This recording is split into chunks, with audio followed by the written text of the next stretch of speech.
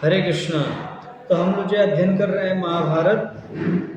कल जो हमने अध्ययन किया कि पांडव जो है किस प्रकार से जो है लाक्षा भवन में जो है खुद से आग लगाकर और जो है सुरंग खोदकर एक विदुर जी द्वारा भेजे गए व्यक्ति के माध्यम से जो है निकल कर भाग खड़े हुए।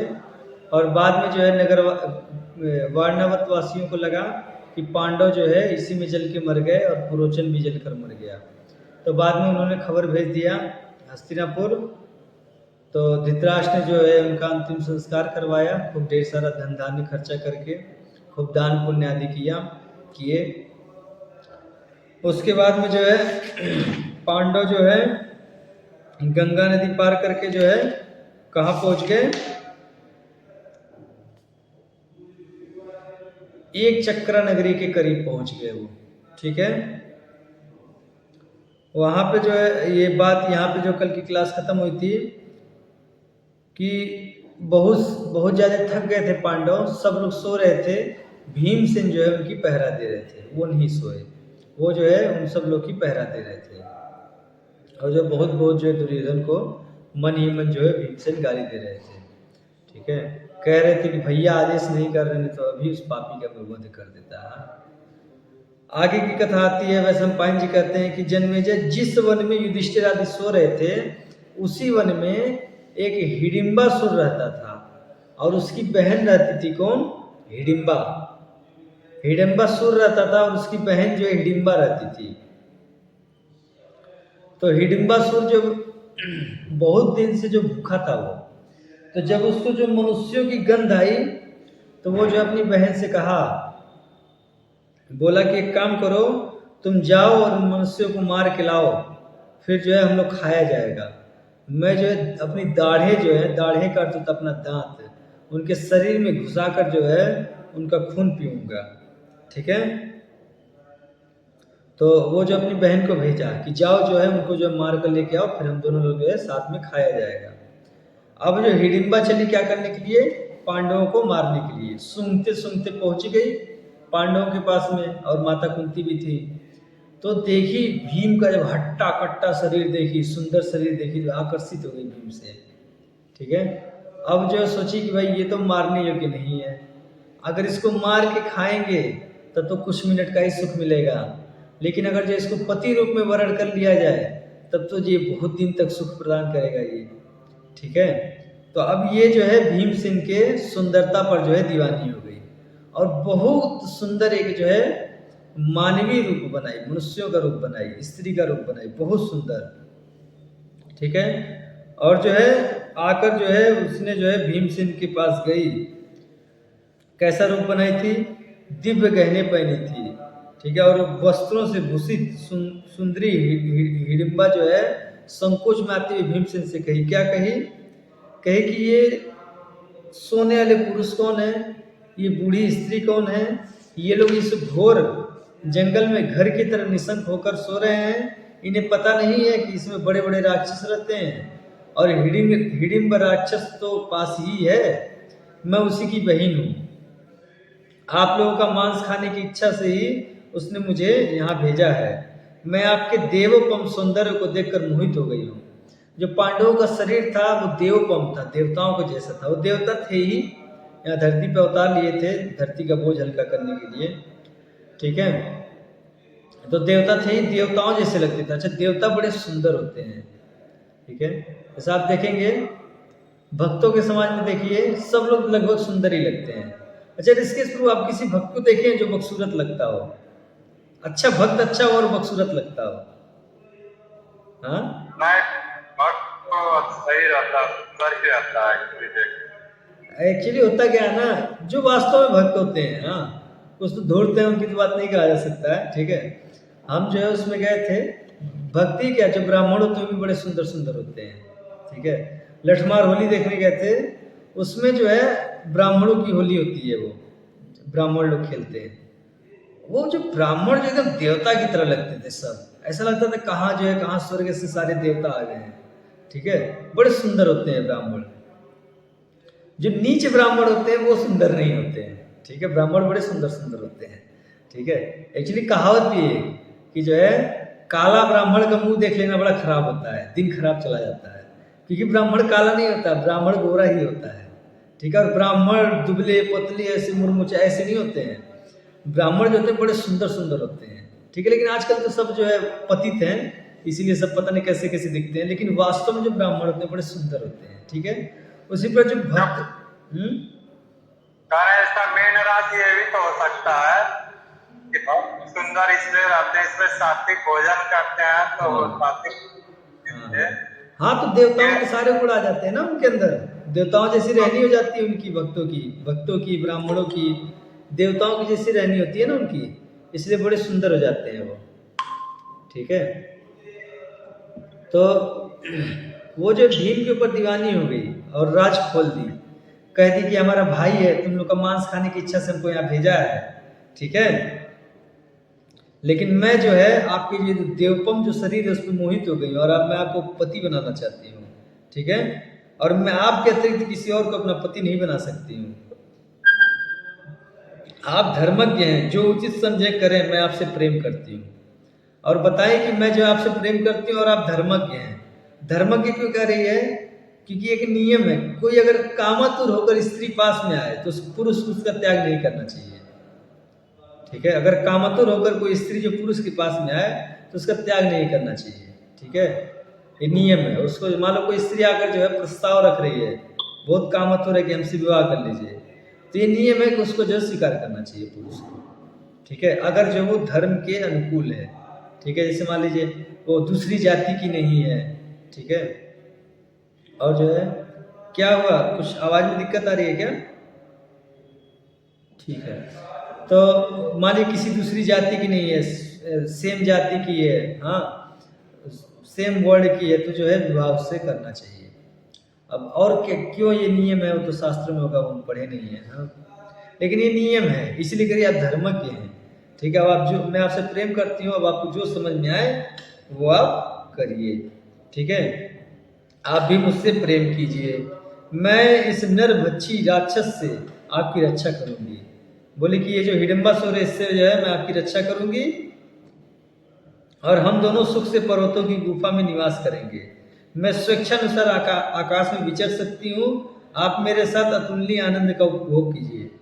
भीमसेन जो है तुरंत दिमाग सटक गया बोला, अरे राक्षसी, हाँ मेरी माँ, बड़े भाई और छोटे भाई सुख से सो रहे हैं, मैं इन्हें तो छोड़कर राक्षस का भोजन बना दूं और तेरे साथ काम क्रीड़ा करने के लिए चला चलूं। ठीक है भाई, इनको तो छोड़ दो, तेरे भाई का भोजन बनने दो और तेरे साथ चल के काम क्रीड़ा करूं। हाँ, यह भला कैसे हो सकता है? हिडिंबा ने कहा कि आप जैसे प्रसन्न होंगे मैं वही करूंगी। आप इन लोगों को जगा दीजिए, सोने के जगा दीजिए इन लोगों को, मैं राक्षस से बचा लूंगी। भीमसेन बोले, वाह वाह, यह खूब रही, मैं अपने सुख से सोए हुए भाइयों और माँ को दुरात्मा राक्षस के भय से जगा दूं। देखिए भीम कितने संस्कारी थे, बोलने कि मैं इनको जगा दूं राक्षस के भय से। हाँ, इनको सोने दो आराम से, और राक्षस आएगा मैं देख लूंगा। ठीक है, इसीलिए कथाओं को पढ़ना चाहिए, कथाओं को पढ़ने से देखिए कितना प्रेम बढ़ेगा। अगर कोई व्यक्ति जब ये पढ़ेगा कथाओं को, बचपन से किसी व्यक्ति को पढ़ाया जाए, एक को पढ़ाकर काम नहीं होगा, बड़े और छोटे दोनों को पढ़ाया जाए। ठीक है, तो देखिए भाइयों भाइयों में कितना प्रेम रहेगा। देखिए भीम कैसा है, बोल रहा है, देखिए उसको एक इतनी सुंदर स्त्री जो ऑफर दे रही है, चलो चला जाए रमण करने के लिए। ठीक है, बोला हाँ अपने भाइयों और माँ को छोड़कर चलो तुम्हारे साथ काम कीड़ा करने के लिए। ठीक है, अच्छा बोली ठीक है, इनको छोड़ो मत, इनको जगा दो, मैं इनकी रक्षा कर लूंगी। बोले हाँ, अपने चक्कर में इनको मैं जगा दूं, अरे मैं देख लूंगा उस राक्षस को, सोने दो इसको, इन लोगों को सोने दो। ठीक है, जगत का कोई भी मनुष्य, राक्षस अथवा गंधर्व मेरे सामने ठहर नहीं सकता। सुंदरी तुम जाओ या रहो, मुझे इसकी कोई परवाह नहीं है। देखिए कैसा प्रेम है अपने भाइयों से, अपनी माँ से। बोले सुंदरी तुम जाओ या रहो, इसका हमको कोई परवाह नहीं है। ठीक है, इनकी रक्षा जो मैं स्वयं कर लूंगा। उधर राक्षस राज हिडिंब सोचा कि मेरी बहन को गए बहुत देर हो गई। ठीक है, इसीलिए उस वृक्ष से उतरकर वह पांडवों की ओर चला। और उस भयंकर राक्षस को आते देखकर हिडिंबा ने भीमसेन से कहा, देखिए देखिए वह नरभक्षी राक्षस क्रोधित होकर इधर आ रहा है, आप मेरी बात मानिए, मैं स्वेच्छानुसार चल सकती हूँ, मुझ में राक्षस बल भी है, मैं आपको उन सबको लेकर आकाश मार्ग से उड़ चलूंगी। भीमसेन बोले कि सुंदरी तू डर मत, मेरे रहते कोई राक्षस इनका बाल बांका नहीं कर सकता। मैं तेरे सामने उसे मार डालूंगा। देख मेरी ये बाह और मेरी ये जांग, ऐसे दिखाएंगे, ये देख, ये मेरी बाह देख, और ऐसे जंगा ठोक के दिखाएंगे। भीम ये सब चीजें माहिर थे, हाँ, बाह और जंगा दिखाने में, सबको दिखाते रहते थे। तो बोले तो डर मत, घबरा मत, ये मेरी बाहें देख और ये मेरी जंगा देख ले, ठीक है। अगर मेरे आ गया ना बाह में, वो उसको पीस डालूंगा इसी में, ठीक है। तुम मनुष्य समझकर जो है मेरा तिरस्कार मत कर, ठीक है।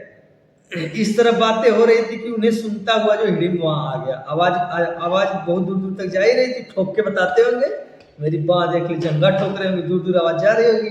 अब सुन के जो हिडिंबा आ गया, हिडिंबासुर आ गया, और जब देखा अरे इसको तो भेजा था मारने के लिए, ये जो खूब बन के जो है, हाँ, और जो भीम को पति बनाने के लिए जो है ये आतुर हो रही है।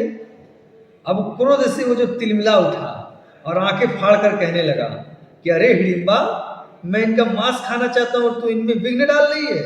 धिक्कार है, तूने हमारे कुल में कलंक लगा दिया।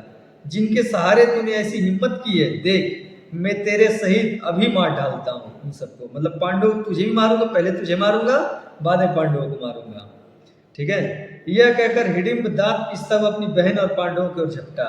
अच्छा देखिए, पहले कितना अच्छा सिस्टम था। हम पढ़ते कथाओं में कि अगर मान लीजिए एक भाई गड़बड़ है, तो बाकी सब भाई मिलकर जो उसको दोषी करार देते थे, ले जाके राजा के सामने रखते थे कि हमारा भाई दोषी है, ठीक है। अगर परिवार में कुल का कलंक निकल गया तो पूरा परिवार उसका विरोध करता था, ठीक है। लेकिन अभी ऐसा समाज में आ गया है कि मान लीजिए बाकी सबका तो छोड़िए ही, हाँ, ना जो है शूद्र की गलती देता है। अगर मान लीजिए कोई शूद्र है, ठीक है, चाहे जितनी गलती कर दे, पूरी शूद्र जो सोसाइटी है वो उसकी कोई गलती नहीं देंगे, ठीक है। कोई मुसलमान है, आतंकवादी हो, लेकिन कोई मुसलमान जो उसको आतंकवादी नहीं स्वीकार करेगा। सारे मुसलमान जो उसकी जो तरफदारी करेंगे। मान लीजिए कोई जो छत्री है, छत्री चाहे जितनी गलती कर ले, ठाकुर चाहे जितनी गलती कर ले, कोई ठाकुर उसकी गलती नहीं देगा, सब उसकी तरफ, नहीं नहीं वो सही है, सही है, सही है, ठीक है। कोई नहीं बोलेगा कि कुल का कलंक है, इसको जेल में डाल दो, मार दो, फांसी चढ़ा दो, कोई नहीं बोलेगा, ठीक है। ऐसा मुंह चढ़ गया है लोगों को, पता नहीं कैसा, जाति का, संप्रदाय का, हिंदू मुसलमान, हाँ, ठीक है। मुसलमान चाहे जितना कर ले गलती, ठीक है। मुसलमान मारा जा रहा है कहाँ पे, वहां ईरान में, और यहाँ के मुसलमान जो है जाकर लखनऊ में जो छाती पीट रहे हैं, ले, हाँ, ठीक है। देखिए कैसे कैसे दुर्गति हो रखी है लोगों की। अच्छा यही नहीं, ब्राह्मण कितना भी गलती कर दे, ब्राह्मण समाज ब्राह्मणों की गलती नहीं देंगे, नहीं वो सही है, हाँ, ठीक है। और जो है ये सब तो छोड़िए, मान लीजिए तो साधारण लोग हैं, साधु समाज में भी कोई साधु जो गड़बड़ी कर रहा है, साधु समाज कहेंगे नहीं कि वो गलत आदमी है, ठीक है, नहीं सही आदमी, ठीक है, कोई इसको गलत ना कहे। तो ये सब जो कलयुग में जो ये सब चल रहा है, ढोंग ढांग चल रहा है ये सब, हाँ, अपने समाज की कोई जो है गलती नहीं देता है, ठीक है। लेकिन ऐसा नहीं है, पहले का समाज ऐसा नहीं था। कोई जो है अपने कुल के विरोध में जाकर काम करता था, तुरंत जो है उसको जो है दंड देते थे लोग, उसका समाज ही उसको दंड देता था। लेकिन आज का समाज नहीं दंड देता है, ठीक है। तो वो जो है बोला कुल की कलंक, ठीक है, पहले मैं तुझे मारूंगा, बाद में पांडवों को मारूंगा, ठीक है। यह कहकर हिडिंब दांत पीसता हुआ अपनी बहन और पांडवों की ओर झपटा। भीमसेन ने उसे आक्रमण करते देखकर डांटते हुए कहा, ठहर जा, ठहर जा, अरे मूर्ख, तो इन सोते हुए भाइयों को क्यों जगाना चाहता है, ठीक है। भीम जो उसी पे अटका हुआ, भाई मेरे भाइयों को जगाओ मत, ठीक है। बोला क्यों जगाना चाहता है, तेरी बहन ने ही ऐसा अपराध क्या कर दिया है, हिम्मत हो तो मेरे सामने आ, तेरे लिए मैं अकेला ही काफी हूं, तू स्त्री पर हाथ ना उठा। भीमसेन ने, अच्छा देखिए एक बड़ा सुंदर चीज थी, पहले कोई स्त्रियों पर हाथ नहीं उठाता था, हाँ, कोई नहीं स्त्रियों पर हाथ उठाता था। कितना अच्छा जो है सनातन धर्म में, क्या समाज था सनातन धर्म का। लेकिन पता नहीं क्या स्त्रियों को हो रखा है जो इसके विरोध में ही चलना है उनको, ठीक है। और सब दुर्गति हो रही है, चारों तरफ मार भी खा रही है। अब क्या ही कहा जाए, बस मार ही नहीं खा रही है, बहुत बहुत दुर्गति हो रही है उनकी, ठीक है। क्या क्या किया जा रहा है, हाँ, पहले माता भी तो बहुत अच्छी हुआ करती थी, हाँ, हाँ, तो सनातन धर्म में थी तब तक तो अच्छी थी ना भाई, सनातन धर्म से दूर जा रही है तभी तो दुर्गति हो रही है ना उनकी। भाई सनातन धर्म में रहे, साधुओं की बात माने, ठीक है, तो कितनी अच्छी हो जाएंगी, ठीक है। वो साधुओं से दूर जा रही हैं, सनातन धर्म से दूर जा रही है, इसलिए बिगड़ जा रही है वो, हाँ, ठीक है। तो देखिए कोई उनके ऊपर हाथ नहीं उठाता था, ऐसा हम सुना है, इसका जो ठोस प्रमाण नहीं है कि स्त्रियों को शायद कोई दंड भी नहीं सुनाया जाता था। अगर वो दोषी साबित होती थी तो उनको ऐसे ही छोड़ दिया जाता था, बस ऐसे दोष करार दे दिया जाता था कि ये दोषी है, फिर ऐसे ही छोड़ दिया था, उनको दंड नहीं दिया जाता था स्त्रियों को। ठीक है, ऐसा हमने जो कहीं कहीं ऐसा सुना है, बहुत विशेष प्रमाण नहीं है हमारे पास में। कभी अगर कहीं कोई कथा पढ़ूंगा तो उसको बताऊंगा आप लोग को, ऐसा है, स्त्रियों को दंड भी नहीं दिया जाता था। ठीक है, ऐसा होता था। ठीक है, लेकिन फिर भी पता नहीं क्या खा जाए स्त्रियों को, सनातन धर्म से दूर जाएंगी।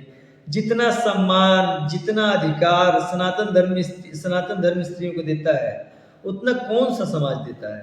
कोई समाज नहीं देता है। ठीक है, तो वो जो है बोला कि स्त्रियों के ऊपर जो हाथ नहीं उठाना चाहिए, मुझसे लड़ ले। ठीक है, भीमसेन जो बलपूर्वक हंसते हुए जो उसका हाथ पकड़ लिया हिडिंबासुर का, और जो फिर हो गया खूब घसीटम घसीटा, लत्तम लत्ता खूब बढ़िया से जो लड़ रहे थे। जब खूब आवाज आई तो जो है कुंती और पांडवों की नींद खुल गई। ठीक है, उन्होंने जो है आंख खुलते ही देखा कि एक परम सुंदरी जो खड़ी है। तुरंत जो माता कुंती जो पूछी कि बड़ा मिठास के साथ धीरे से कहा, सुंदरी तुम कौन हो? यहाँ किस लिए, कहाँ से आई हो? हिडिंबा ने कहा कि ये जो काला काला घोर जंगल है, ये मेरा और मेरे भाई हिडिंब का वास स्थान है। हाँ, अच्छा, झूठ भी नहीं बोलते थे। देखिए राक्षसी है लेकिन झूठ नहीं बोल रही है। भीम से भी बता दी कि मैं राक्षसी हूँ, और माता कुंती से भी बता दी कि मैं राक्षसी हूँ। झूठ नहीं बोली कि मैं मनुष्य हूँ। मनुष्य का शरीर बना के आई थी बस आकर्षित करने के लिए, झूठ नहीं बोली है। ठीक है, हम लोग तो बात बात पे झूठ बोल रहे हैं, बिना मतलब के झूठ बोल रहे हैं। ठीक है, झूठ नहीं बोले, बता दी कि ये जो काला काला जंगल दिख रहा है ना भैया आपको, ये हमारा और हमारा भाई हिडिंबासुर उसका वास स्थान है। उसने मुझे आप लोगों को मार ढालने के लिए भेजा था। यहाँ आकर मैंने आपके पुत्र से जो आकर्षित हो गई, और मन ही मन जो उसको पति मान बैठा। ठीक है, और उन्हें यहाँ से ले जाने की चेष्टा की, परंतु वो विचलित ही नहीं हुए। मुझे देर करते देखकर मेरा भाई आ गया पीछे से। बाद में जो है वो अभी घसीटा खेल रहे हैं थोड़ी दूर पर यहाँ से। ठीक है, वो उसको घसीट रहा है, वो उसको घसीट रहा है। ठीक है, अच्छा, जैसे ये बात सुने पांडव, ठीक है, एक दूसरे को रगड़ रहे थे ले जाके, वो उसको रगड़ के खींच रहा था, वो उसको खींच रहा था, दोनों बलवान थे। ठीक है, अब जो है वो नकुल अर्जुन जो है नकुल सहदेव को जो छोड़ दिया माँ की रक्षा करने के लिए, और जो गया भीमसेन के पास, बोला भैया घबराओ मत, अभी जो मैं इसको जो है इस राक्षस को जो इलाज किए देता हूँ, अभी इसको मार देता हूँ। तो भीम बोले कि इस गलती से अस्त्र मत उठाना। ठीक है, अरे मेरे एक बार जो मेरी कांख में आ जाए इसको, फिर देखो कैसे पीस दूंगा मैं इसको। ठीक है, उसके बाद ये बात बोले भीमसेन। उसके बाद जो है खूब तेज जो गुस्सा कर, क्रोध में एकदम जल क्रोधित होकर आंधी की तरह झपट कर उसको जो हवा में उठा लिए हिडिंबासुर को, और जो उसको लगे ऐसे ऐसे नचाने। हाँ, कितनी बार नचाए? वो जो है 100 बार घुमाया अंतरिक्ष में। ठीक है, 100 बार उसको घुमाया ऐसे। ठीक है, और क्या बोल रहे थे घुमाते समय? कह रहे थे कि अरे राक्षस, तू व्यर्थ के मान से झूठ मूठ का इतना हट्टा कट्टा हो गया है। ठीक है,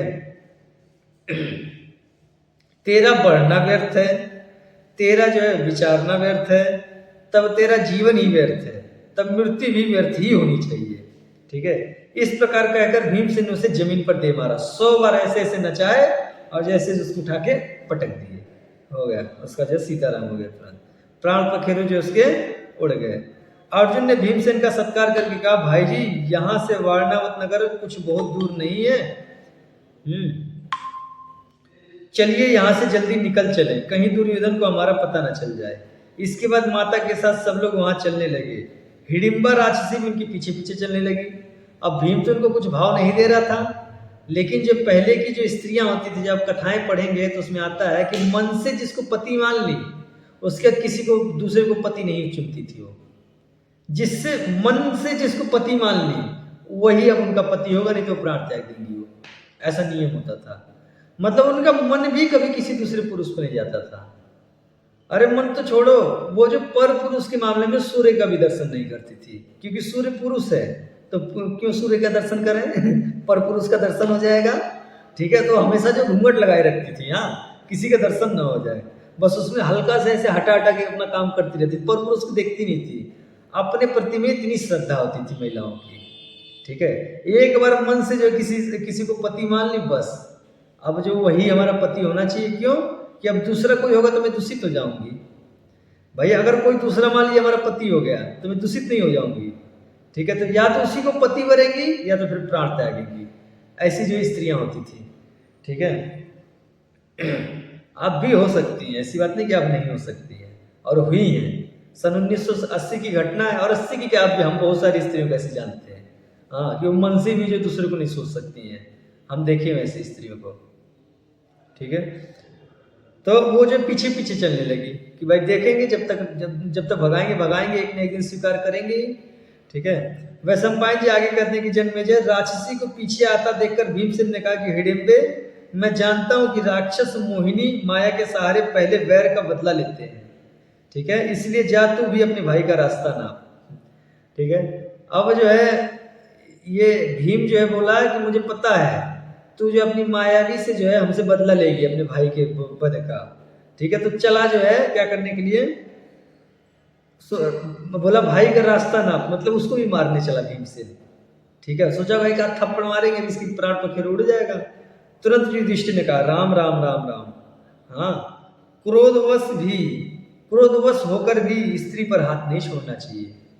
कितना भी क्रोध आ जाए, कोई स्त्री कितना भी हमारा काम बिगाड़ दे, लेकिन कभी किसी स्त्री के ऊपर हाथ नहीं छोड़ना चाहिए, नियम है। अगर आप किसी स्त्री के ऊपर हाथ छोड़ोगे, यमराज आपको दंड देगा, ठीक है। गाय वध जो है सबसे खतरनाक जो बताया गया पाप, सभी पापों में सबसे जो खतरनाक पाप है वो जो है गौ का वध है। लेकिन 3 गाय का वध करना और स्त्री का वध करना एक बराबर होता है, ठीक है। 3 गायों का वध किया जाए और एक स्त्री का वध किया जाए, बात बराबर होता है, ठीक है। इसीलिए जो है कभी किसी स्त्री के ऊपर हाथ, कितना भी क्रोध, कोई स्त्री आपका कितना भी जो बिगाड़ कर दे, लेकिन हाथ नहीं उठाना चाहिए उसके ऊपर, ये नियम है। युधिष्ठिर बता रहे हैं भीमसेन को, बोले राम राम राम राम राम, क्रोधवश भी किसी स्त्री के ऊपर हाथ नहीं उठाना चाहिए, ठीक है।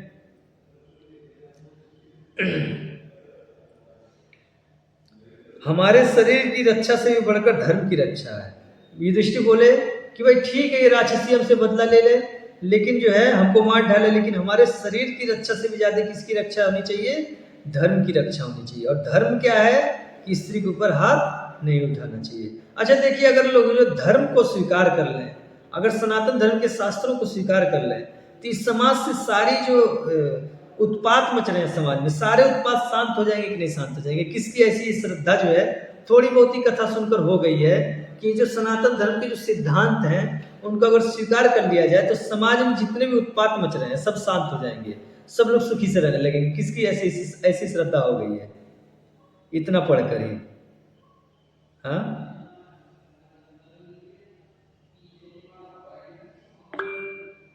चलो, एक व्यक्ति की ऐसी श्रद्धा हो गई है कि अगर जो है सनातन धर्म में ये जो शास्त्रों में जो बताया जा रहा है, जो कर्तव्य बताए जा रहे हैं, जो नियम बताए जा रहे हैं, इसका अगर पालन किया जाए समाज में सारे उत्पात बंद हो जाएंगे। हमारा तो पूरा अनुभव है, ठीक है, कि व्यक्ति का कल्याण हो जाएगा अगर वो शास्त्रों को स्वीकार कर ले। मनुष्य दुखी है, क्यों दुखी है? शास्त्रों को ना मानकर।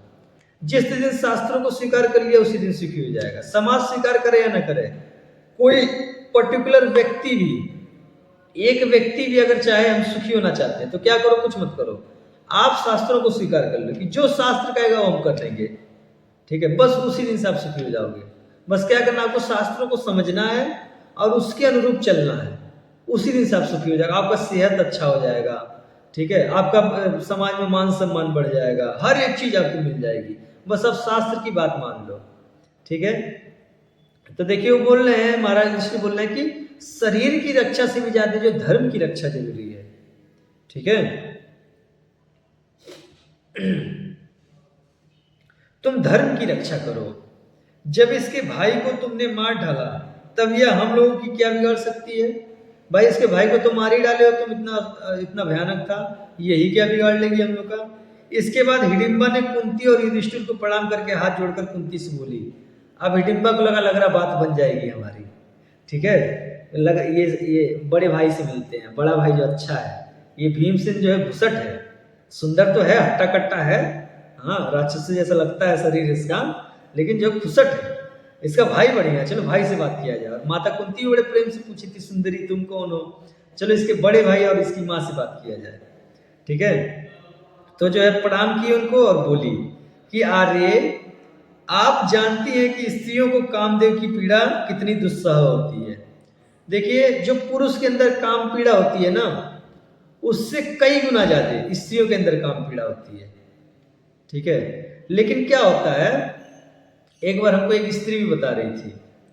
ठीक है, वो हमको बताई, बोली प्रभु जी हमारी माँ के समान है, बताए से जानकारी के लिए बता रही थी। बोली अपनी पत्नी का बड़ा सम्मान किया कीजिए। हमके बोले क्यों, तो बोली कि वो आपका जो है बहुत अच्छे से जो आपके साथ में साथ निभा रही है, इसलिए अपनी पत्नी का बड़ा सम्मान किया। हमके क्या बात है, ऐसा क्या है, तो बताई कि जो है आप गृहस्थ ब्रह्मचर्य का पालन करते हैं, और हम जानते हैं कि पुरुषों से कई गुना ज्यादा, वो 8 गुना ज्यादा बताई कि जितना पुरुषों के शरीर में काम वासना होती है, उससे 8 गुना ज्यादा जो स्त्रियों के शरीर में काम वासना होती है। फिर भी जो आपकी पत्नी जो आपका साथ दे रही है गृहस्थ ब्रह्मचर्य का पालन करने में, इसलिए जो है आप उसका बड़ा सम्मान किया कीजिए। ठीक है, बड़ी पवित्रता कोई स्त्री, ऐसा बताई वो। ठीक है, तो हम अपनी पत्नी की तारीफ नहीं कर रहे हैं, आपको सिद्धांत बता रहे हैं। ठीक है, तो स्त्रियों के अंदर बहुत ज्यादा काम वासना होता है। ठीक है, बस क्या है कि उनके अंदर लज्जा होती है, इसलिए वो छुपी हुई होती है। पुरुषों के अंदर लज्जा होती नहीं है, तो रोड पे भी दिखाई दे देती है। ठीक है, हर जगह दिखाई देती है। क्यों, क्योंकि पुरुषों के अंदर लज्जा नहीं होती है, इसलिए उनकी काम वासना जो दिखाई देती है हर जगह, लेकिन स्त्रियों के अंदर ज्यादा होती है। तो आजकल के मूर्ख लोग तो ये बात भले से न जानते हो, लेकिन शास्त्र के लोग जानते हैं, जो शास्त्र पढ़ते हैं वो सब जानते हैं, क्योंकि शास्त्र क्या साइंस है। ठीक है, शुद्ध साइंस है, इसमें हर एक चीज जो है बड़े सिस्टम से बताया गया है। भगवान नहीं बताया तो गलत हो ही नहीं सकता है। हरे कृष्ण।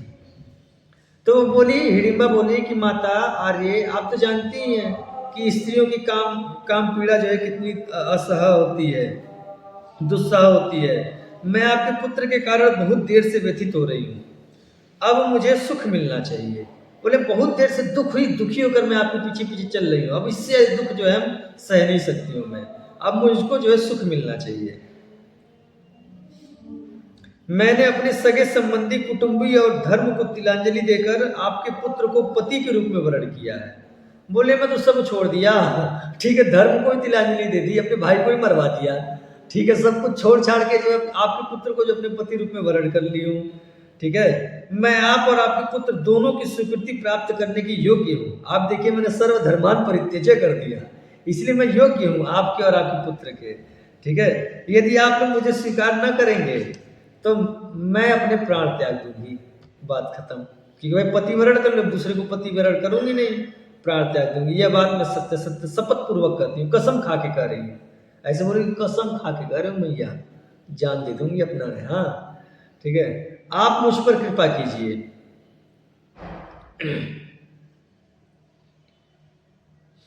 मैं मूढ़ भक्त या सेवक जो कुछ हूं आपकी हूं, मैं लौट आऊंगी। मैं आपके, हाँ ठीक है, मैं आपके पुत्र को लेकर जाऊंगी और थोड़े ही दिनों में लौट आऊंगी। घबराइए मत, मैं आपके पुत्र को जो है पूरा जीवन भर अपने साथ नहीं रखूंगी। थोड़ी सी जो है हमारी जो इच्छा है, काम इच्छा वो पूरी हो जाए, फिर मैं आपके बेटे को जो लौटा दूंगी। ठीक है, तो वो जो है कहने लगी कि मैं जो आप लोग की रक्षा करूंगी, जैसा आप लोग कहेंगे, कहीं जल्दी जाना चाहेंगे तो वहां जल्दी पहुंचा दूंगी। ठीक है, और जैसे ही आप लोग बुलाएंगे वैसे आपको बच्चे को लेकर, जो आपके बेटे को लेकर उपस्थित हो जाऊंगी यहाँ पे तुरंत। हाँ, जो आपातकाल में भी अपने धर्म की रक्षा करता है वह श्रेष्ठ धर्मात्मा है। युधिष्ठिर ने कहा कि हिडिंबे, तुम्हारा कहना ठीक है, सत्य का कभी उल्लंघन मत करना। मोबाइल है तुम्हारे पास? क्या वो मोबाइल? ठीक है, क्या वो आपके भैया फोन कर रहे थे। सत्य का कभी उल्लंघन मत करना। प्रतिदिन सूर्यास्त के पूर्व तक तुम पवित्र होकर भीमसेन की सेवा में रह सकती हो। ठीक है, वो बताए, युधिष्ठिर बोले ठीक है, मैं आज्ञा देता हूं कि जो है प्रतिदिन जो है पवित्र होकर, गंदी संधि मत रहना राक्षसियों की तरह, पवित्र होकर तुम जो भीमसेन कर, सूर्यास्त से पहले तक तुम जो भीमसेन के साथ में रहना, और सूर्यास्त होते होते जो यहाँ पर आना, भीमसेन को छोड़ जाना। ठीक है, भीमसेन जो है दिन भर तुम्हारे साथ रहेंगे, सायंकाल होते ही तुम इन्हें मेरे पास पहुंचा देना। ठीक है, देखिए एक नियम है, छोटे भाई की शादी बड़े भाई से पहले नहीं हो सकती है, ये जो है धर्म के खिलाफ है। ठीक है, नहीं करना चाहिए। लेकिन अगर कुछ ऐसी स्थिति बने कि जो है छोटे भाई का विवाह जो है पहले करना पड़े और बड़े भाई की बाद में हो, तो कैसे होता है कि बड़े भाई की आज्ञा से छोटे भाई की शादी होती है, बड़ा भाई ही आज्ञा करेगा तभी जो है छोटे भाई की शादी होगी। अगर बड़ा भाई आज्ञा नहीं करा तो छोटे भाई का विवाह नहीं होगा। ठीक है, अच्छा मान लीजिए बड़ा भाई नहीं है और छोटे भाई को जो विवाह करना पड़ रहा है, तो फिर ठीक है विवाह कर ले, लेकिन उसके साथ में उसको रहना नहीं चाहिए। ठीक है, क्या करना चाहिए, ये नियम है, शास्त्रों के नियम है, बता दे रहा हूं, करेगा तो कोई है नहीं इस कलयुग में। ठीक है, सब तो नियम को तोड़ने में ही लगे हुए हैं। ठीक है, लेकिन क्या करना चाहिए, उसको लेकर आना चाहिए और भाई को सौंप देना चाहिए, बड़े भाई को पुत्री रूप में सौंप देना चाहिए। और उसके बाद फिर अपनी बतानी चाहिए कैसी कैसी समस्या आन पड़ी थी कि जो मैं इससे विवाह कर लिया। बाद में जब बड़ा भाई आदेश करे तो फिर जो छोटे भाई को विवाह कर लेना चाहिए, ये नियम है। छोटा भाई कर सकता है विवाह, लेकिन बड़े भाई के आदेश से करना चाहिए विवाह, ये एक नियम है। तो युधिष्ठिर महाराज जो युधिष्ठिर महाराज के भी विवाह नहीं हुआ है। ठीक है, युधिष्ठिर जी बड़े हैं। ठीक है, लेकिन वो आदेश दे दिए तो अब जो है भीमसेन का विवाह जो है हो सकता है हिडिंबा के साथ में। ठीक है, तो वो बोले कि भीमसेन दिन भर तुम्हारे साथ रहेंगे, सायंकाल होते ही तुम इन्हें मेरे पास पहुंचा देना।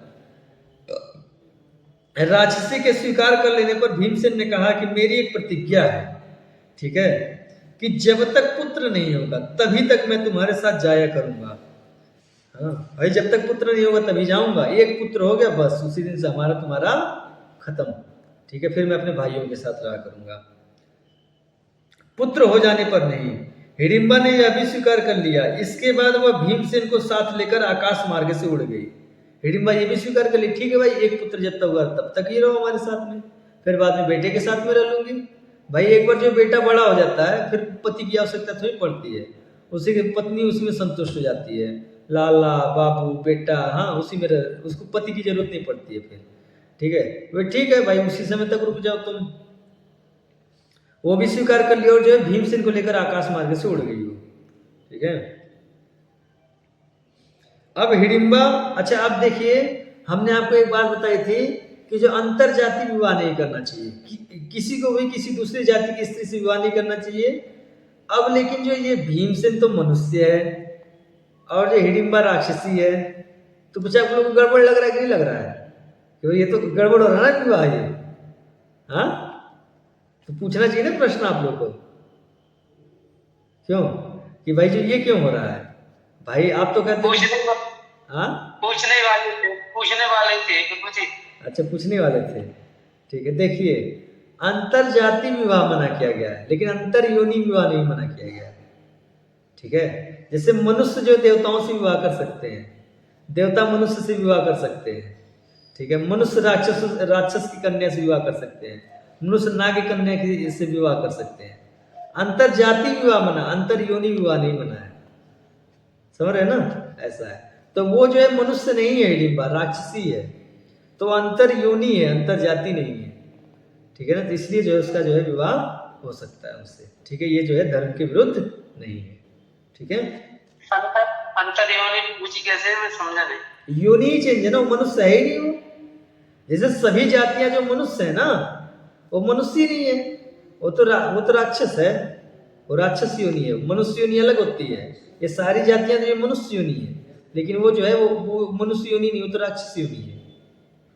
ठीक है, ऐसा है। तो अंतर जैसे बहुत जगह आप देखेंगे कि जो है मनुष्य जो है वहां स्वर्ग की परियों से विवाह किए हुए हैं। ठीक है, ऐसा देखा गया है। तो आदि मानव जो रहते थे वो मनुष्य नहीं रह रहे थे। आदि मानव जो होते थे वो मनुष्य नहीं होते थे। अब पता नहीं क्या होते थे, हमको नहीं मालूम, हम आदि मानव को देखे ही नहीं है। ठीक है, अब क्या थे, कौन सी जाति के थे, उनकी भी कुछ जाति होती है, मनुष्य ही होते हैं, बड़ी नीच जाति होती है वो। बड़ी नीच जाति होती है, एकदम निकृष्ट जाति होती है वो। ठीक है, मतलब एकदम नीचे से पहले नंबर पे मान लीजिए। ठीक है, उनमें मतलब बुद्धि ही नहीं होती है, जरा सा भी उनका विकास नहीं होता है। ठीक है, और अब आदिवासियों की जरूरत क्या है? हम सब लोग आदिवासी नहीं है। आदिवासी कितने रहते हैं, जो इच्छा हुआ खा लो, चमगादड़, केचुआ पेचुआ जो फंसता है, घोंगा पोंगा सब खाते हैं। अब आदि मानव क्या, हम ही आदि मानव हैं, ठीक है।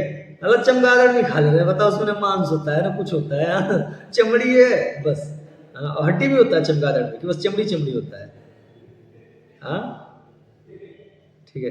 तो अब जो फंस रहा है सब हम ही लोग आदि मानव हो गए, तो फिर क्या ही जरूरत है आदि मानव की, ठीक है, ऐसा है। तो जो है अब जो है हिडिंबा अत्यंत सुंदर रूप धारण करके दिव्य आभूषणों से आभूषित हो मीठी मीठी बातें करती हुई पहाड़ों की चोटियों पर, जंगलों में, तालाबों में, गुफाओं में, नगरों में और दिव्य भूमियों में भीमसेन के साथ विहार करने लगी, ठीक है। अब जो है वो पहाड़ों में चोटियों में जो विहार करने लगी। अच्छा देखिए, विहार करने का भी एक सुख होता है। पहले जो है ये मैथुन सुख बहुत ज्यादा नहीं लोग करते थे, ये तो जब पुत्र प्राप्ति की इच्छा होती थी तभी करते थे। विहार का भी सुख होता था, ठीक है, साथ में घूमना, बातें करना, इसका भी सुख होता था। अभी जो ये सब सुख खत्म हो गया है, क्यों? क्योंकि जो किसी को बात ही नहीं करने आता है, हाँ, वो ज्यादा बात करोगे लड़ाई हो जाएगी। अगर पति पत्नी ज्यादा बात करने लगे तो लड़ाई हो जाएगी, फिर क्या ही बात करने का सुख मिलेगा, ठीक है। किसी को बात ही नहीं करने आता है, ठीक है। अच्छा, रमण करेंगे भाई, उसको जो है 300 रुपये लीटर का जो है उसको बोतल का पानी चाहिए, क्या ही कोई रमण करा लेगा अपनी पत्नी को, ठीक है। अब भाई वो कहीं भी जाए उसको जो 300 रुपये बोतल का पानी चाहिए उसको, क्या ही कोई रमण करेगा अपनी पत्नी के साथ में, ठीक है। और एक और डर है, कहीं दूसरे ज्यादा रमण करने चला दूसरे के साथ ही ना भाग जाए। ये भी खतरा रहता है आजकल, ठीक है। तो बहुत समस्या है। तो आजकल जो रमण में और बात करने का सुख जो नहीं रह गया। अच्छा, पहले जो व्यक्ति जो है ना ज्यादा खोदम खोदा नहीं करता था, मतलब जमीन को खोद कर अंदर से कुछ निकालता नहीं था, ठीक है, और विकास के नाम पे विनाश नहीं करता था। तो प्रकृति बड़ी सुंदर थी, पहाड़ों की बड़ी सुंदरता थी, ठीक है। वृंदावन का वर्णन आता है, जो आज के 40 साल के पहले के साधु हैं, कि वृंदावन इतना सुंदर था कि ऐसा लगता था कि दिव्य वृंदावन है, तरह तरह प्रकार के फूल घास, हाँ, मतलब ऐसा वर्णन करते हैं साधु लोग कि आप चौंक जाओगे, ऐसा वृंदावन था। अब जाके देखो, विकास के नाम पे नाश कर दिया, काला हो गया है पूरा। पूरा वृंदावन काला हो गया है, ठीक है। विकास के नाम पे विनाश करते हैं धूर्त लोग, ठीक है। तो ना प्रकृति की सुंदरता रह गई, ना किसी को बात करने का ढंग है, ठीक है। और जो है अब बहुत बहुत कुछ, इसीलिए रमण करने का सुख, ठीक है, बात करने का सुख, ये सब चला गया। अब जो है सुख मतलब क्या, मैथुन। अब जब पति पत्नी इकट्ठा होंगे, अगर सुख चाहते हैं तो मतलब जो मैथुन करेंगे, और कुछ रह ही नहीं गया, ठीक है। जो क्या था, बच्चे पैदा करने का साधन था, वो सुख नहीं था कोई, वो क्या बच्चे पैदा करने के लिए बनाया गया है, ठीक है, उस सुख के लिए नहीं बनाया गया है। सुख तो रमण करने में है, बातें करने में, इन सब चीजों में सुख होता है, ठीक है। तो इस प्रकार से जो, अच्छा एक चीज और आता है, थोड़ा बता ही देता हूँ, चल रहा बात तो बता ही देता हूँ। पहले जो स्त्रियां होती थी वो बालों से श्रृंगार नहीं करती थी, अपना आभूषणों से श्रृंगार करती थी। ऐसा वर्णन आता है कि कलयुग में स्त्रियां जो है अपने बालों से श्रृंगार करेंगी, करती हैं, बालों को ऐसा घुमा फिरा के, बड़ा करके, खोल कर बालों का श्रृंगार करती हैं। ये तो बड़ा जो है वो बताया जाता है, बड़ा नकारात्मक बताया गया इसको। स्त्रियां जब बाल खोलकर घूमती है तो, ठीक है, स्त्रियों को बाल खोलकर नहीं घूमना चाहिए, ठीक है। लेकिन आजकल तो जो कथावाचिका है वो भी जो बाल खोलकर घूम रही है, ठीक है, ऐसे ऐसे जो कथा कहते कहते रहते ये ऐसे झटकारती है, ठीक है, और मूर्ख लोग बैठकर उनकी कथा भी सुनते हैं, ठीक है। अरे हाँ, चित्रलेखा की तो करती है, हम किसी का नाम नहीं ले रहे हैं, आप भी किसी का नाम मत लीजिए, ठीक है। तो जो है स्त्री को बाल खोलकर नहीं घूमना चाहिए, बाल बांधकर कम से कम मुंह मत ढको, मुंह दिखा लो सबको अपना, लेकिन यहाँ तक जो है पल्लो रखना चाहिए, ठीक है, यहाँ तक तो रखना ही चाहिए, इतना तो शर्म करना ही चाहिए, इतना भी ज्यादा ना गिर जाया जाए, ठीक है भाई। पहले यहाँ तक होता था भाई, यहाँ तक नहीं, कम से कम यहाँ तक तो रखना ही चाहिए स्त्रियों को। बाल जो हमेशा बांधे, कभी बाल खुला नहीं छोड़ना चाहिए। पुरुषों को भी, अब पुरुष मजा नहीं लेना चाहिए, पुरुषों को भी शिखा रखनी चाहिए, और हमेशा शिखा बानी रखनी चाहिए, शिखा खोल कर नहीं घूमनी चाहिए, ठीक है। बस स्त्रियों के ऊपर ही नहीं बात चलेगी, ठीक है। हम जो है जीन्स पैंट पहन के जो है और जो है कच्छा बनियान पहन के घूमे, और स्त्रियों को सिखाएं कि साड़ी पहने, घूंघट डालें। भाई पुरुषों को भी जब बाहर ऑफिस आदि में जाना पड़ता है, मजबूरी है, तभी जो पैंट शर्ट पहनना चाहिए, अन्यथा घर पे आए तुरंत निकाल के फेंक देना चाहिए। धोती कुर्ता पहनना चाहिए, तिलक लगाना चाहिए, और शिखा हमेशा बांध कर रखना चाहिए, शिखा कभी नहीं खोलनी चाहिए, ठीक है ना। जब बाथरूम में जाए तभी शिखा को खोले और बाथरूम से निकलते समय बांध लेना चाहिए। ठीक है भाई, पुरुषों का भी नियम है। आजकल बस लोग स्त्रियों को ही नियम बता रहे हैं, पुरुषों का नियम कोई नहीं बता रहा है। ठीक है, पुरुषों का भी नियम है। एक नियम और है, कितना भी क्रोधित कर दे स्त्री, हाथ नहीं उठाना है। अगर हाथ उठा दिए तो फिर क्या यमराज इलाज करेंगे आपका। कि कितना भी कुछ आपका जो है 1 लाख रुपया जो जला दे वो आग में, लेकिन फिर भी हाथ नहीं उठाना है। ठीक है ना। मान लो क्रोध में आ गई तो क्या की, मान लीजिए राहुल ट्रेन सर्विस में एक ट्रेन में आग लगा दी, लेकिन मारना नहीं है उसको। क्यों? क्योंकि नियम है भाई, स्त्रियों के ऊपर जो हाथ नहीं उठाना है। ठीक है ना राहुल प्रभु। हाँ, आग लग जाए लेकिन हाथ नहीं उठना चाहिए। तो भाई ऐसा नहीं, स्त्रियों का ही नियम है, पुरुषों का भी नियम है, तो उसको भी जो बताना चाहिए, नहीं तो स्त्रियाँ भड़क जाती है कि भाई बस स्त्रियों को बताया जा रहा है उनका धर्म, पुरुषों का भी कुछ धर्म होना चाहिए ना। हाँ है, बताया गया पुरुषों का भी। ठीक है। तो हाँ, तो मैं बता रहा था कि किस प्रकार से जो भीमसेन और जो है हिडिंबा जो है सुख जो है आनंद भोग करने लगे। ठीक है। अच्छा, पिक्चर देखने में भी इतना आनंद आता है ऋषिकेश प्रभु जितना कथाओं को पढ़ने में आता है। हाँ, क्यों? कथा में आता है, पिक्चर पता देखना पता नहीं क्या लोग पिक्चर देखते रहते हैं। सनातन धर्म में ऐसे ऐसे ग्रंथ, इतनी इतनी कथाएं हैं। हाँ, इनको छोड़कर मूर्ख जाकर जो पिक्चर देखते हैं। हाँ, और वो जितने भी पिक्चर है ना इधर से ही निकालते हैं कहानियां। उन मूर्खों को कहाँ इतना ज्ञान है कि जो कहानी बना ले वो। हाँ, शराब पीने वाले, छोटी छोटी लड़कियों के साथ संबंध बनाने वाले, इन धूर्तों को इतना ज्ञान कहाँ से आ जाए कोई कहानी बना दे। ठीक है, वो यहीं से निकालते हैं। और सारी आप कोई पिक्चर की स्टोरी बताओ, मैं बताऊंगा कहाँ से निकाले हैं वो कौन सी कथा से चुराए हैं। ये जो बाहुबली है ना, ये महाभारत से चुराए हैं। महाभारत की कथा कोई जो है मैनिपुलेट करके बाहुबली बनाए हैं ये, इसलिए जो इतना ज्यादा चल गई। ठीक है, इन धूर्तों के पास कहाँ से बुद्धि आ जाएगी जो कोई ये कहानी निर्माण कर लेंगे। हाँ, शराब पीने वाले, व्यभिचार करने वाले। हाँ, इधर कथाओं, अपने बच्चों को कथाएं सुनानी चाहिए पढ़ पढ़ के। आपके बच्चे जो टीवी देखना छोड़ देंगे, आप सुनाओ तो सही, पढ़ो तो सही। आप महाभारत पढ़ो, श्रीमद् भागवत पढ़ो। हाँ, और पढ़ो, बहुत सारे पुराण है, पढ़ो उनको और सुनाओ। चैतन्य भागवत पढ़ो, चैतन्य चरितमृत पढ़ो, ये सब पढ़ो, अपने बच्चों को सुनाओ। देखो कैसे टेलीविजन देखना छोड़ देंगे। हाँ, हमारी पत्नी तो छोड़ दी सीरियल देखना। ठीक है, बहुत सीरियल देखती थी, उसको इतना कथा सुनाया, इतना कथा सुना, इतना रम गई कथाओं में, छोड़ दी। खुद भी अब कथा पढ़ने लगी, रात दिन जो है कुछ न कुछ जो उठाकर पढ़ती रहती है कथा। हाँ, तो आप प्रयास करेंगे, बस बोलने से काम नहीं, आपको कुछ करना पड़ेगा। ठीक है, आजकल के पुरुष क्या बस बोलते हैं, बस कहीं जाएंगे, अगर सीता माता के चरित्र का वर्णन हो, कहेंगे देखो सीखो कैसी थी सीता माता। अच्छा हाँ, तुम चड्डी बनियान पहन के घूमो और अपनी पत्नी को जो सीता का चरित्र सुनाओ। नालायक, बेवड़े। हाँ, खुद नहीं कुछ करना है। अरे महाराज, आप लेकर आओ ग्रंथ, पढ़ो और अपनी पत्नी को, अपने बच्चों को पढ़ाओ। क्यों नहीं वो पालन करेंगे?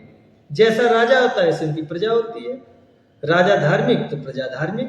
तो घर का राजा कौन होता है? पति। अगर पति धार्मिक तो पत्नी भी धार्मिक होगी, अल्टीमेटली होगी। होना पड़ेगा उसको, जाएगी कहाँ वो बेचारी, कहाँ जाएगी, कब तक बचेगी? होना ही पड़ेगा उसको। ठीक है, तो ये सब जो है पुरुषों को ही करना है। सारा जो चेंजिंग है पुरुषों को ही करना है, स्त्रियां नहीं करें। उनको नहीं बोलना सीखो, आप सीखो और अपने आचरण में लाओ, और आचरण से जो अपने घर वालों को सिखाओ।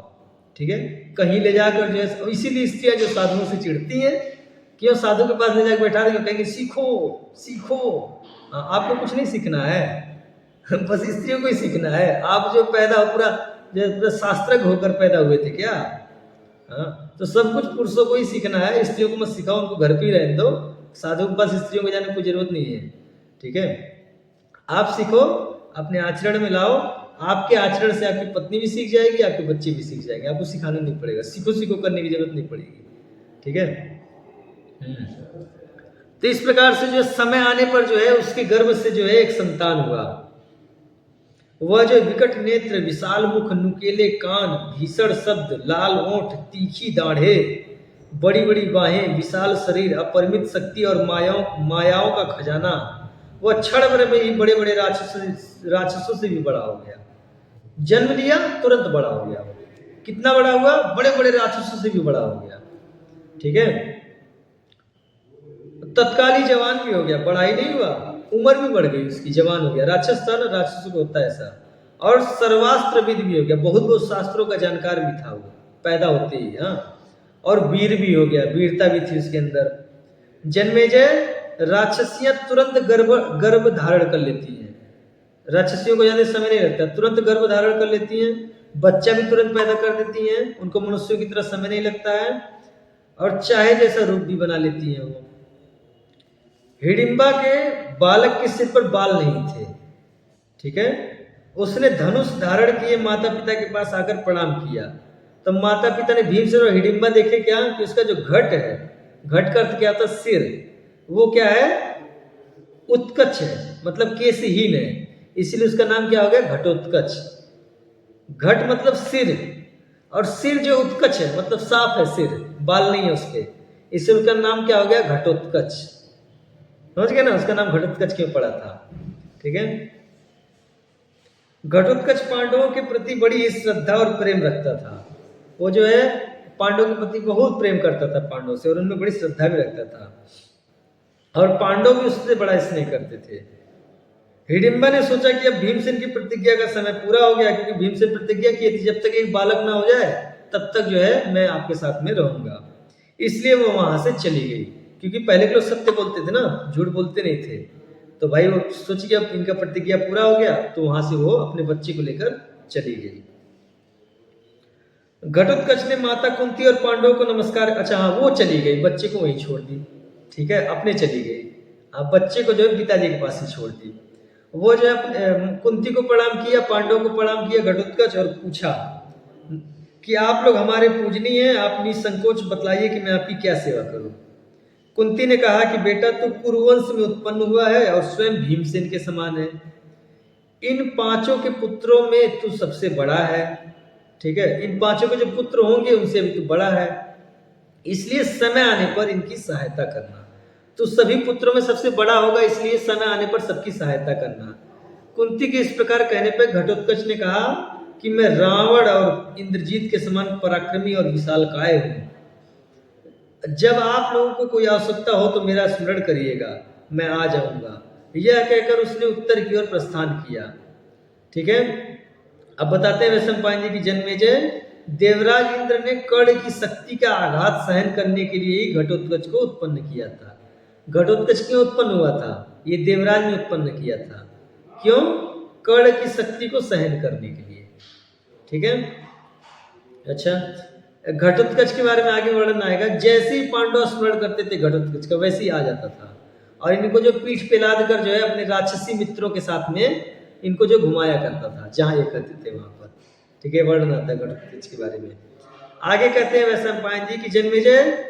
आगे चलकर पांडवों ने सिर पर जटाएं रख ली और वृक्षों की छाल तथा मृगचर्म पहन लिया,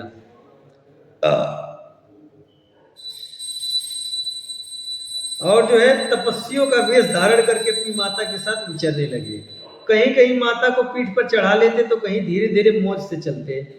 कभी कभी माता जी को पीठ पर चढ़ा लेते थे, कभी कभी उतार देते थे, और धीरे धीरे आराम से चलते थे अपना हंसी ठिठोली करते हुए। एक बार शास्त्रों के स्वाध्याय में लग रहे थे, शास्त्र पढ़ रहे थे सब लोग बैठकर, उसी समय भगवान वेदव्यास उनके पास आए।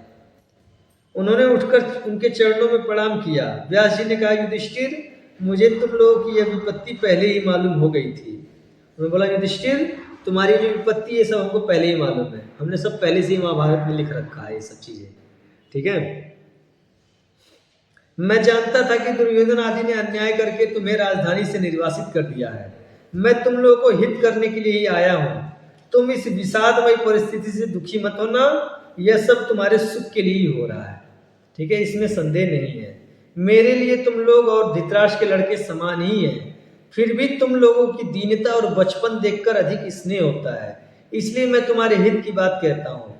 यहाँ से पास एक बड़ा रमणी नगर है, वहां तुम लोग छिप कर रहो और फिर मेरे आने की बाट जोड़ो, ठीक है। देखिए, जब हमारे जीवन में कष्ट आते हैं तो हमको पता भी नहीं होता है वो हमारे लिए सुखकर हो सकता है। जैसे बचपन में वैसे काफी जो धनवान परिवार था हमारा, किसी कुछ चीज की कमी नहीं थी, ठीक है, लेकिन पता नहीं क्या ऐसा प्रारब्ध था, क्या था, बड़ा बुरा दिन आ गया हम लोग के जीवन में, ठीक है। उस समय तो समझ में नहीं आता था हमको कि क्या बात है, क्यों इतना जो कष्ट सहना पड़ता है, ठीक है। लेकिन अब जो है अब जो है बड़ा अच्छा लगता है कि बहुत बढ़िया हुआ, क्यों, उस कष्ट के जीवन में इतना संघर्ष करना सीखे हम कि आज जो है जब ये कपड़ा उपड़ा पहन लिए हैं अब जो है कष्ट होता है कुछ, क्योंकि ये कष्ट का मार्ग है, ठीक है। अब कुछ कुछ कष्ट होता है तो उसको सहने में दिक्कत नहीं होती है, क्यों? क्योंकि जो सहे हुए हैं, ठीक है, आदत लगी हुई है, ठीक है, तो अब जो है कुछ परेशानी नहीं होती है। तो कभी कभी जीवन में कष्ट आते हैं, ठीक है, लेकिन उसको समझना चाहिए कि हो सकता है आगे चल के जो ये हमारे लिए सुखकर हो, ठीक है। अब हमको जैसे हमको किसी से कुछ पैसे पैसे मांगने की जरूरत पड़ती नहीं है, भाई घर में रोटी होगी तो खा लेंगे, नहीं होगी तो नहीं खाएंगे, ठीक है, क्यों? क्योंकि आदत पड़ी हुई है भाई, ऐसा जीवन रहा हुआ है। हाँ, बहुत बार जो है हमारे घर में ऐसा एक समय आ गया था कि पैसे रहते ही नहीं थे, थोड़ा सा कहीं से जो दूध मान लीजिए घर में बचा हुआ है, 10-20 रुपए का चूरा आ गया, दूध चूरा खा लिए, ठीक है, कभी रोटी आम खा लिए कभी जो रोटी में सरसों का तेल और नमक लगा के खा लिए, कभी भरुआ मिर्चा में चीनी डाल के रोटी से लपेट दिए, तो ऐसा जीवन रहा है। वैरागियों का जीवन रहा है बचपन से, तो अभी जो कुछ समस्या नहीं आती है, किसी से पैसा फैसा मांगने की जरूरत नहीं है, ठीक है, अपना बढ़िया से जीवन कटता है, ठीक है, चाहे जितना दुख आ जाए, किसी के सामने गिड़गिड़ाने की आवश्यकता नहीं है, ठीक है। तो देखिए उस समय तो वो दुख लग रहा था, लेकिन वो दुख नहीं था, वो जो संघर्ष में संघर्षशील बना रहा था वो दुख, ठीक है। तो ऐसे ही पांडवों को समझा रहे हैं व्यास जी कि घबराओ मत, ये जो विषाद में परिस्थिति से दुखी मत हो ना तुम लोग, यह सब तुम्हारे सुख के लिए ही हो रहा है। अगर कोई हमारे जीवन में दुख आ रहा है तो घबराना नहीं चाहिए, वो हमारे सुख के लिए ही आ रहा है, ठीक है। और इसमें कोई संदेह नहीं है कि तुम जो है, देखिए भगवान के सामने जो है हम सब लोग एक हैं और सबको एक समान मानते हैं, लेकिन जिसकी दीनहीन स्थिति होती है ना उसको बहुत ज्यादा प्रेम करते हैं भगवान, ठीक है। जैसे देखिए सतयुग में भगवान ने भगवत प्राप्ति के बहुत बहुत ज्यादा जो चेष्टा करते हैं, ये काम करेगा तब जाके उसको भगवत प्राप्ति हुई, मतलब जो है वो 10,000 वर्षों तक ध्यान लगाएगा तब जाकर कहीं उसको जो मोक्ष होगा, ठीक है।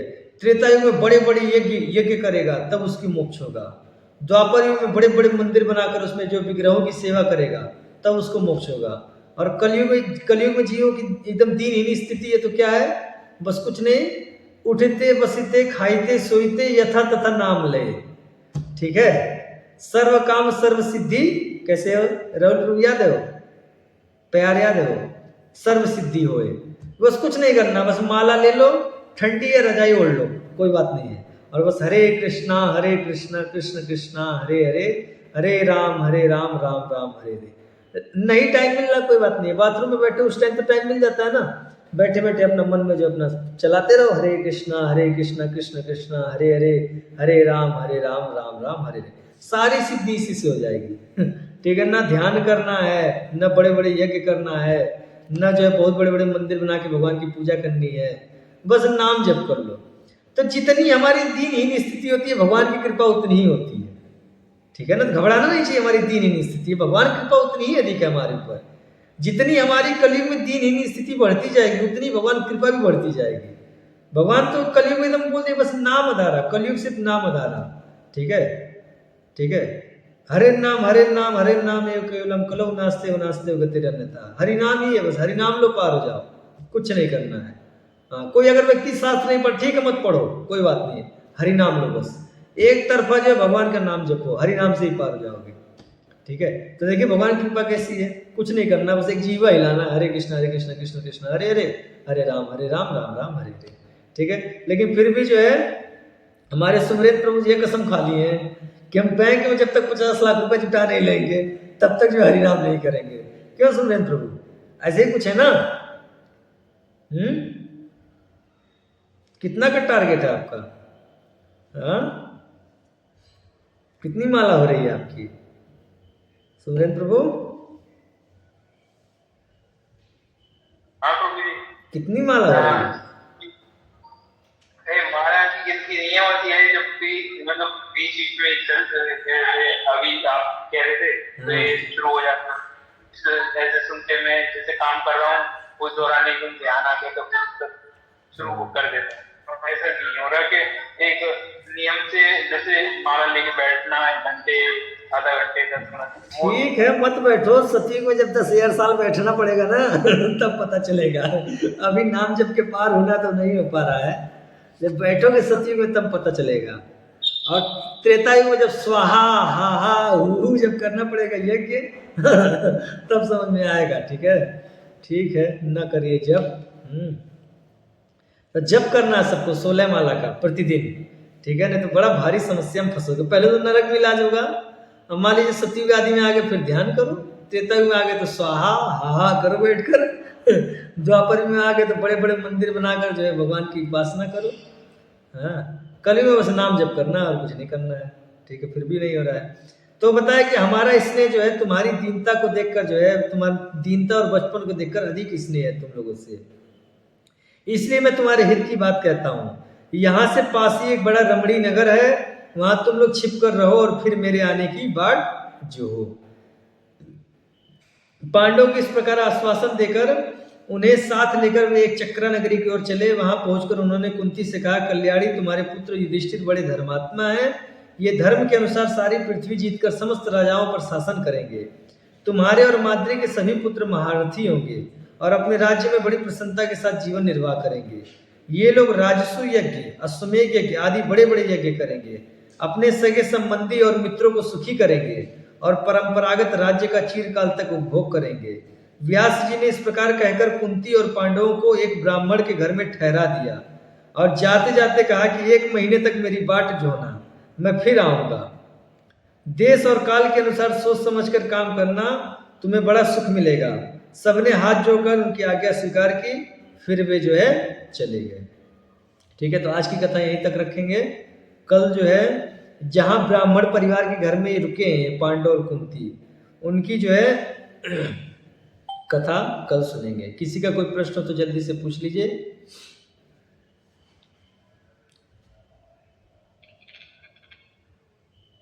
प्रभु, हाँ एक मन में संशय हो गया है। हाँ, कहिए संशय।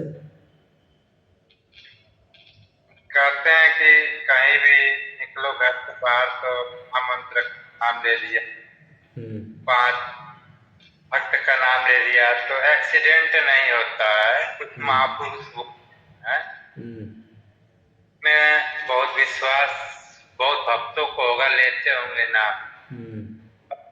में एक भक्त स्थान के लगा के हो गया था, दिन में साइकिल से जा रहा था और मर गया। और वो 2 बजे उठ गया और 4 बजे तक 16 रोज का नियम था, बहुत अच्छे थे। इस तरह दुर्घटना होने के बाद बड़ा मन में संशय हो गया कि ये तो झूठी हो गई इस महापुरुष की बात। प्रश्न खड़ा हो गया तब से। महापुरुष लोग भी जो ऐसा इसी बात करते हैं, संशय तो खड़ा ही हो जाएगा। महापुरुषों को बड़ा जवान सवाल को बोलना चाहिए ना। बात तो क्या किया जाए, ये तो चला गया, एक्सीडेंट तो हो ही गया। ठीक है, ठीक है, सुनिए। देखिए, महापुरुष जो कह रहे हैं सही कह रहे हैं, लेकिन या तो अधूरा बोलेंगे या आप अधूरा सुने होंगे। देखिए, जो अकाल मृत्यु है ना वो टल जाती है, समझिए बात को। जैसे कुछ छोटा मोटा मान लीजिए आपका एक्सीडेंट होने वाला था, कुछ होने वाला था, वो जो है टल जाएगा। लेकिन आपकी मृत्यु ही आ गई है, ठीक है, तो वो नहीं टलेगा ना, क्योंकि मृत्यु तो होना है ना, मृत्यु कभी नहीं टलती है। मान लीजिए कोई जीव है, वो भगवान के धाम जाएगा, कैसे जाएगा? उसको भी तो पहले मृत्यु होगी तभी तो जाएगा ना, वो किसी न किसी बहाने से मरेगा तभी तो जाएगा ना वो। तो जब मृत्यु ही आ जाएगी तो वो नाम जप करता रहे, कुछ वो तो अच्छा ही हुआ ना, नाम जप करते करते मर गए, वो भगवान के धाम गए होंगे, ठीक है ना। लेकिन मान लीजिए छोटा मोटा कुछ जो अकाल, छोटा मोटा पाप रहता है, हाँ, उसके मान लीजिए एक्सीडेंट होने वाला है, वो जो है कट कुट जाता है वो, ठीक है, और नहीं भी कट सकता है समझ रहे। और नाम जप जो है इन सब चीजों के लिए नहीं करना चाहिए, ठीक है, कि हमारा जो एक्सीडेंट ना हो, हमारे घर में धन की वर्षा हो जाए, इन सब चीजों के लिए नाम जप नहीं करना चाहिए। नाम जप जो है भगवान का प्रेम प्राप्ति के लिए करना चाहिए, भगवत प्राप्ति के लिए करना चाहिए। ठीक है, साधु ने जो उत्साह बढ़ाने के लिए बोल देते हैं, और होता भी ऐसा नहीं होता है, लेकिन ये जो है बाई प्रोडक्ट है, ठीक है ना। कोई व्यक्ति नाम जप कर रहा है तो अपने आप जो उसके जीवन में जो है, जैसे मैं आपको बता रहा हूँ, हमारा बहुत ज्यादा तबियत खराब होता रहता था, बहुत उल्टे सीधे हमारे जीवन में अनर्थ होते रहते थे। अभी जो है 4 साल से कुछ नहीं होता है, ठीक है, कभी कहीं मार झगड़ा हो गया, कहीं कहीं पिटा दिए, कहीं किसी को पीट दिए, हाँ, कभी पिटा भी जाते थे, बहुत अनर्थ होता रहता था। लेकिन अभी 4 साल से कुछ नहीं हो रहा है, तो ये सब नाम जप के बल से तो कट रहा है ना, सब सारे प्रारब्ध कट रहे हैं, ठीक है ना। लेकिन इन सब चीजों के लिए नाम जप नहीं करना चाहिए, अपने आप हो जाता है ये, ठीक है ना, ये सब अपने आप हो, इसका चिंतन नहीं करना चाहिए बहुत ज्यादा, चुपाई मार के नाम जप करना चाहिए, सब अपने आप हो जाता है। ठीक है, समझ गए, आपके प्रश्नों का उत्तर हो गया। हाँ, प्रश्न का उत्तर हम ढूंढ चुके थे, बस यह कि भौतिक दुनिया में ऐसा दिखता दिखने वाला दुनिया में तो यही दिखेगा। हाँ, क्या इतना कितना चला आगे जेंट होगा कहानियां उनको समझ जो आप